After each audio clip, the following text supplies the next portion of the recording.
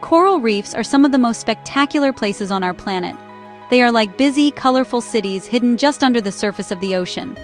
These incredible structures are home to countless marine animals, from tiny, vibrant fish to majestic sea turtles and sharks. They protect our coastlines from big waves and storms, acting as a natural barrier. For millions of people, reefs provide food to eat and jobs that support their families. They are not just beautiful, they are absolutely essential for the health of our oceans and for us. They are a treasure trove of biodiversity, holding a quarter of all marine life in less than 1% of the ocean floor. But these underwater cities are in grave danger. A silent crisis is unfolding, and we are at risk of losing them forever. The world's oceans are getting warmer due to climate change, and this is a huge problem for corals. Corals are tiny animals, and when the water gets too hot, they get stressed. They spit out the colorful algae that live inside them and provide them with food. This is called coral bleaching, and it leaves the corals looking like ghostly white skeletons. If the water stays warm for too long, the corals will starve and die, turning the once vibrant reef into a desolate gray graveyard. On top of rising temperatures, our reefs face other serious threats. Pollution from land washes into the sea, bringing with it chemicals and plastics that can smother and poison the corals. Overfishing can remove the important fish that graze on algae, allowing it to grow out of control and choke the reef. Destructive fishing methods, like using dynamite or cyanide, literally blow these fragile ecosystems apart. It's a perfect storm of challenges, and it's happening right now. We are losing coral reefs at an alarming rate, and if we don't act, these underwater worlds could disappear within our lifetime, which would be an unimaginable tragedy. Because of this urgent threat, a team of dedicated scientists, divers, and local volunteers decided to try something bold. They identified a small, dying reef, a place that had lost most of its color and life. Their mission was ambitious, perhaps even a little bit mad. They would give themselves just 100 days to try and bring it back from the brink. It would be a race against time, a test of new scientific methods, and a story of hope against the odds. This is the story of that 100-day challenge, an experiment to see if we still have the power to save our planet's most precious underwater ecosystems before it's too late. To tackle a challenge this massive, you need an expert team. Our Reef Rescue Squad was a brilliant mix of people, each with a special skill to bring to the mission. Leading the charge was Dr. Aris, a marine biologist who had spent his entire life studying corals. He knew their biology inside and out, and had pioneered new techniques for coral restoration.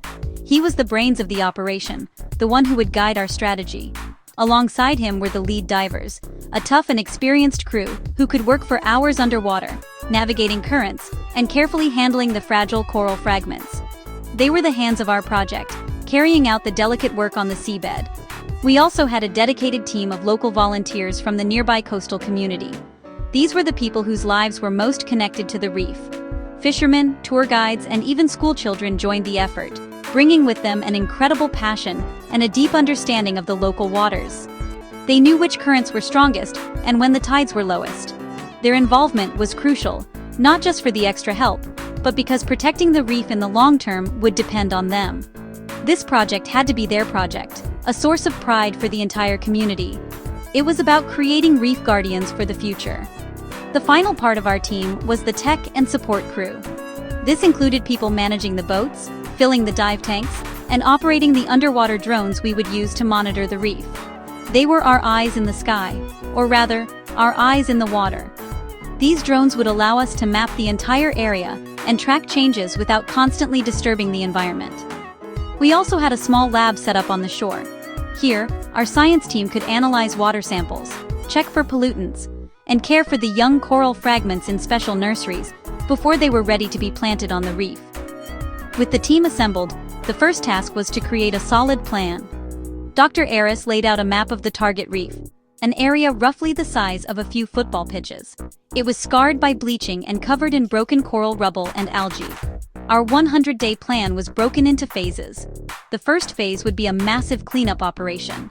The second would be the coral planting phase. The third and longest phase would be protection and monitoring, watching for signs of recovery and dealing with any new threats that emerged. Everyone knew their role. The excitement was huge, but we all understood the weight of the task ahead. The first 2 weeks of our 100-day mission were all about giving the reef a chance to breathe again. We called it the Big Cleanup. For years, pollution and debris had been choking the life out of this place. Our divers descended into a scene of neglect. The reef was tangled in old fishing nets, which we now call ghost nets, because they continue to trap and kill marine life long after being lost.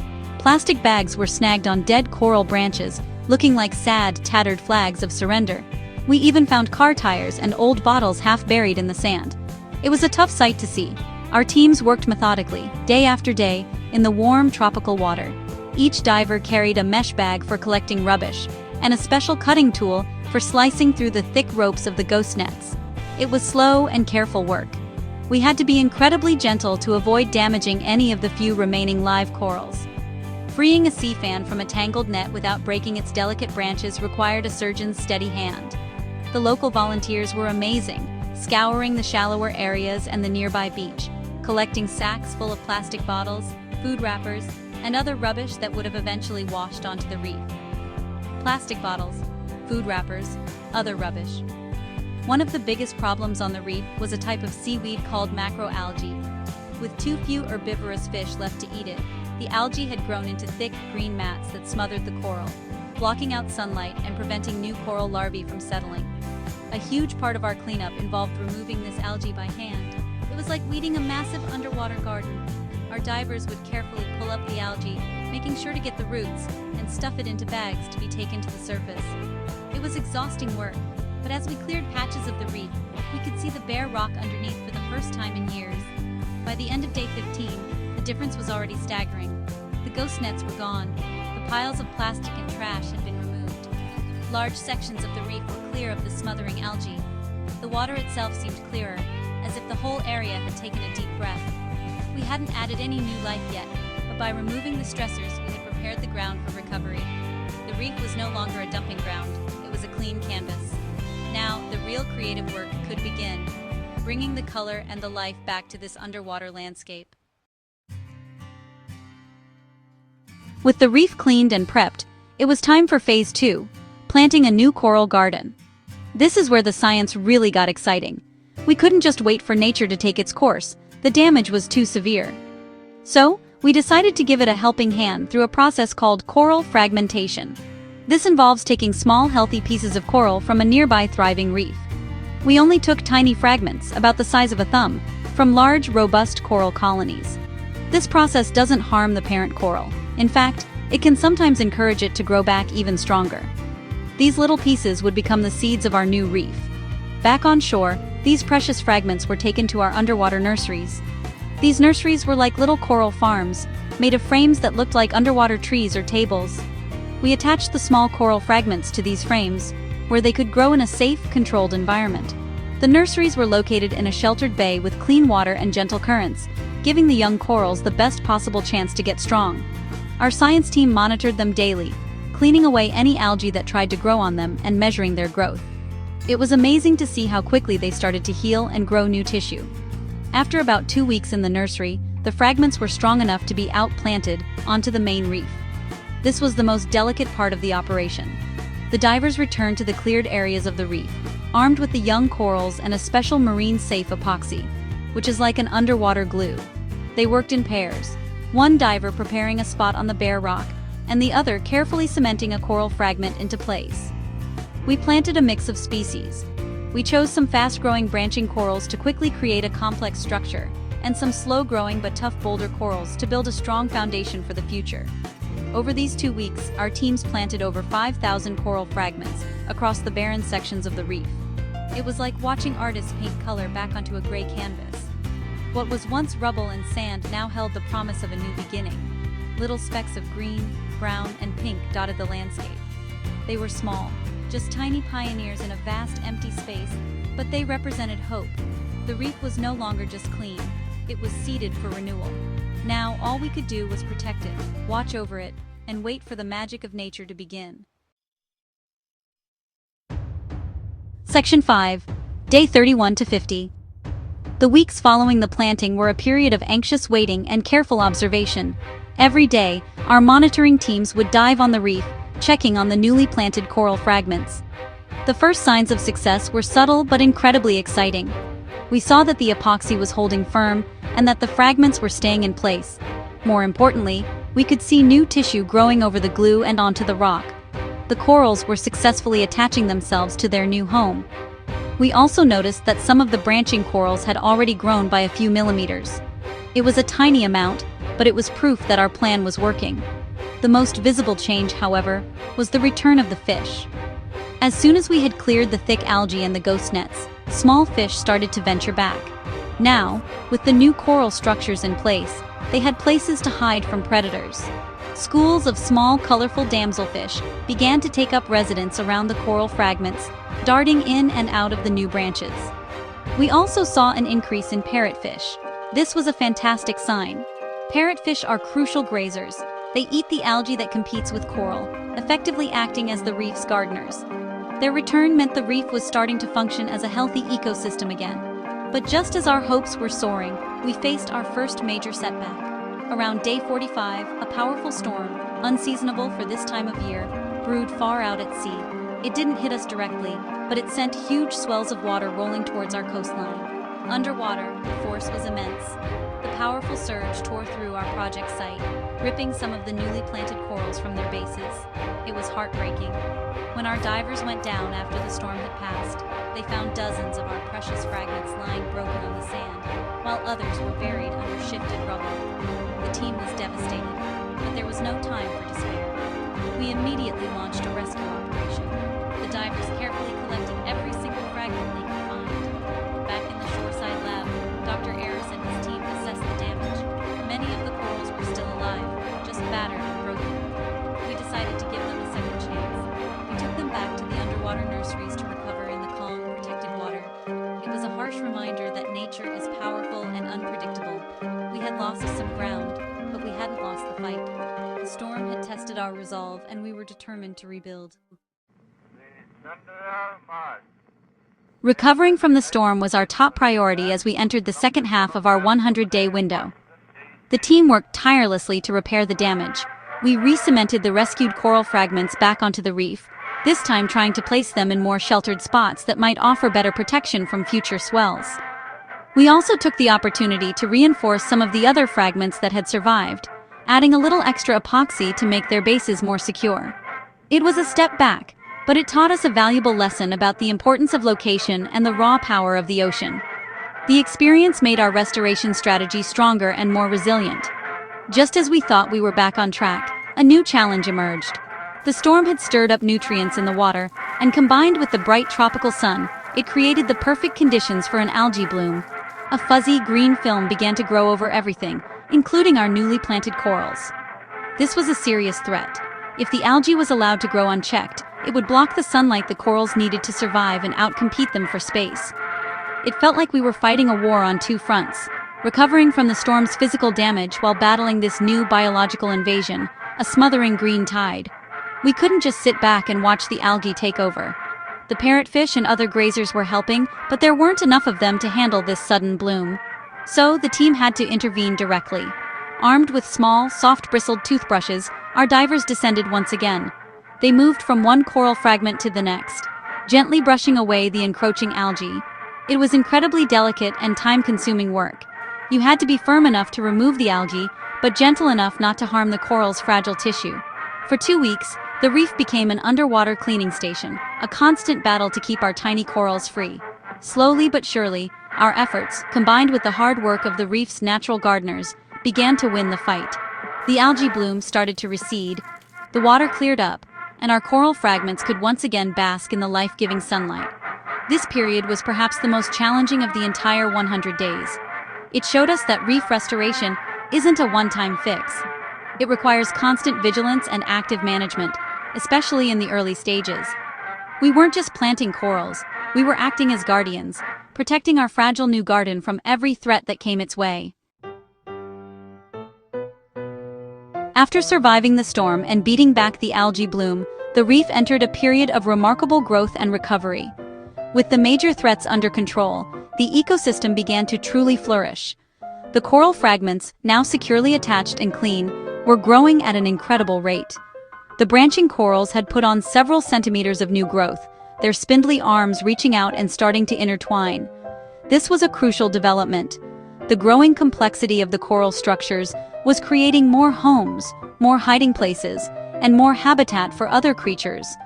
The reef was starting to look less like a collection of individual fragments and more like a connected, living community. The change in the fish population was nothing short of spectacular. The small damselfish and parrotfish were now joined by a whole host of new arrivals. We spotted butterfly fish and angelfish, their vibrant colors adding to the beauty of the growing corals. These species are often specialists that feed on coral polyps or small invertebrates found within the reef structure, so their presence was a clear indicator that the ecosystem was becoming more complex and healthy. We even had several thrilling encounters with larger animals, including a graceful sea turtle that spent a few days gliding over the reef, and a small harmless reef shark that patrolled the edges of our project site. It wasn't just the big animals that were returning. Our science team, taking a closer look, found an explosion of smaller life. Tiny crabs and shrimps had made homes in the crevices of the new corals. Christmas tree worms had burrowed into the boulder corals, their bright, spiral plumes adding festive specks of color to the scene. The rubble-strewn floor between the coral patches was now teeming with sea cucumbers and starfish, all playing their part in cleaning and cycling nutrients. The entire food web was re-establishing itself, from the smallest cleaner shrimp to the largest predators. The reef was humming with a new energy, a sound of life returning. During this period, our team's role shifted from active intervention to careful monitoring. The daily cleaning was no longer needed. Instead, we used our underwater drones to create detailed three-dimensional maps of the reef, allowing us to track the growth of every single coral colony without disturbing them. We continued to take water samples to ensure the conditions remained stable. We also worked closely with the local community, running educational workshops about the importance of sustainable fishing and protecting the restored area. The project was entering its final stretch, and the reef was transforming into a thriving, self-sustaining ecosystem before our very eyes. On the final day of our 100-day challenge, the team gathered on the boat, a sense of nervous excitement in the air. We prepared our dive gear one last time to go down and see the final result of all our hard work. As we descended, the transformation was breathtaking. The water was crystal clear. Below us lay not a graveyard of rubble and algae, but a vibrant, living tapestry. The thousands of coral fragments we had planted were no longer small, isolated specks. They had grown into thriving colonies, their branches weaving together to create a complex and beautiful underwater landscape. The colors were magnificent. Pinks, blues, and greens stood out against the deep blue of the ocean. We swam slowly across the site, marveling at the changes. The reef was bustling with activity. Huge schools of fusiliers flowed like silver rivers over the coral heads. A moray eel peeked out from a crevice that hadn't existed 3 months ago. Clownfish danced protectively around an anemone that had settled near one of our boulder corals. The sounds of the reef had returned too, the constant crackle and pop of snapping shrimp and the crunching sound of parrotfish scraping algae off the rock. It was the symphony of a healthy reef, a sound we had feared was lost forever in this place. The ecosystem had been brought back to life. Comparing the drone footage from day 1 to day 100 was like looking at 2 different planets. The first map was a desolate monochrome landscape of gray and brown. The final map was a vibrant mosaic of color and complex 3-dimensional structures. Our scientific data backed up what we could see with our own eyes. Coral cover in the area had increased from less than 5% to nearly 25%. Fish biodiversity had tripled, with over 150 different species recorded compared to the 50 we found at the start. The project had been an overwhelming success, exceeding even our most optimistic predictions. As we surfaced from that final dive, there were cheers and hugs all around. We had done it. We had taken a dying reef and, in just 100 days, set it firmly on the path to recovery. It wasn't fully grown, of course. A mature reef takes decades or even centuries to develop, but we had laid the foundation. We had created a resilient, thriving ecosystem that now had a fighting chance to survive and grow on its own. The project proved that with science, dedication, and community collaboration, there is still hope for our planet's precious coral reefs. It was a small victory in a huge global battle, but it was a powerful symbol of what is possible. The 100-day project was a monumental success, but the journey to save this reef is far from over. The most important lesson we learned is that active restoration works. The combination of cleaning the area, removing invasive algae, and planting resilient coral fragments proved to be a powerful strategy. The fast-growing branching corals were particularly effective. They quickly created the three-dimensional structure that fish and other invertebrates need to thrive. This, in turn, attracted the grazers like parrotfish, which helped keep the algae in check, creating a positive feedback loop that accelerated the reef's recovery. The hands-on, intensive approach was exactly what this degraded ecosystem needed to get back on its feet. However, we also learned that restoration is not a simple, one-off solution. The challenges we faced, from the unexpected storm to the algae bloom, highlighted the fragility of the recovery process. A restored reef is like a patient out of intensive care. It's stable, but it still needs long-term monitoring and protection. The biggest ongoing threat remains the one thing our small team cannot fix alone: climate change and warming ocean temperatures. Our restored reef is still vulnerable to future bleaching events. This is why our work must be part of a much larger, global effort to reduce carbon emissions and protect our oceans on a massive scale. Perhaps the most critical factor for long-term success is the engagement of the local community. The volunteers who worked with us are now the reef's most passionate guardians. They have taken ownership of the project and established a local patrol to ensure fishing is done sustainably and that no one anchors on the fragile corals. They are continuing to run the coral nurseries, growing the next generation of fragments to expand the restored area. This transfer of knowledge and passion is the true legacy of our 100 days.